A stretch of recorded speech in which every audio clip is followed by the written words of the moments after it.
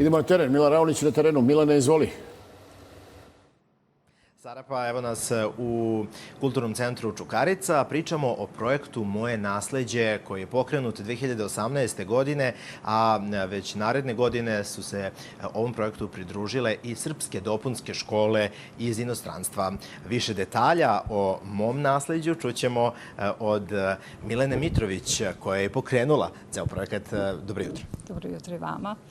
Tačno tako, Kulturni centar Čukarica je pokrenuo projekat 2018. godine Moje nasleđe, koji ima za cilj prenošenje tradicionalnih vrednosti na naše mlade naraštaje koji treba da rade vredno na očuvanju kulture, govora, čitanja i pisma.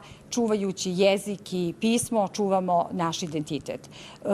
Uspostavljena je saradnja sa svim školama sa Čukarice koje smo umrežili 2018. godine. Uspešno se realizovao program. Kasnije smo uspostavili već 2019. saradnju sa srpskim dopunskim školama koji su prepoznali naš plan i program, uključili se i nizom aktivnosti zajedno sarađujemo evo već 2 godine. Završne manifestacije, online druženja, mnogobrojne akcije, konkurse. I danas jedno druženje? I danas jedno druženje, okrugli sto, tema saradnja i podrška srpskim dopunskim školama, gde će biti razgovora o nastavku plana i saradnje, učvršćivanju saradnje sa srpskim dopunskim školama u inostranstvu. Hvala vam. A sa nama je i nastavnica Blaženka Trivunčić. Dobro jutro i vama. Blaženka, odakle nam vi dolazite? Trenutno držim nastavu u Parizu, a zadužena sam za koordiniram zemljama Slovenijom, Italijom i Francuskom. Zajedno sa svojim koleginicama Tatjanom Popović i Biljanom Bukinac nastava se odvija u 12 zemalja, obrazovno-vaspitni rad na srpskom jeziku, i ostvarili smo saradnju sa Kulturnim centrom Čukarica zahvaljujući kontinuiranoj podršci našeg Ministarstva prosvete i sektora za predškolsko i osnovno obrazovanje i vaspitanje.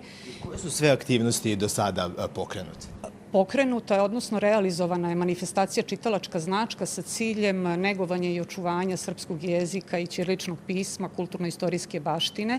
Zatim mostovi prijateljstva sa ciljem povezivanja vršnjaka, odnosno dece koja su u dijaspori i dece koja su u matici. I na kraju bogaćenje bibliotečkih fondova i osnivanje novih biblioteka kako bi ćirilične knjige bile dostupne našoj deci tamo. I za kraj mi recite kako naša deca u inostranstvu reaguju na moje nasleđe? Osnovni pokretač koji našu decu u inostranstvu dovodi na časove srpskog jezika jeste ljubav prema otadžbini Srbiji. Oni su presrećni kada god mogu da upoznaju nove vršnjake, kada mogu da pokažu šta su uradili, naučili, kada mogu da se druže, a i da dođu u Srbiju. I razmene iskustva. Hvala vam na ovoj priči i toliko, Sarapa, za ovo javljanje i priču o projektu Moje nasleđe. Pozdrav tebi i tvojim sagovornicama.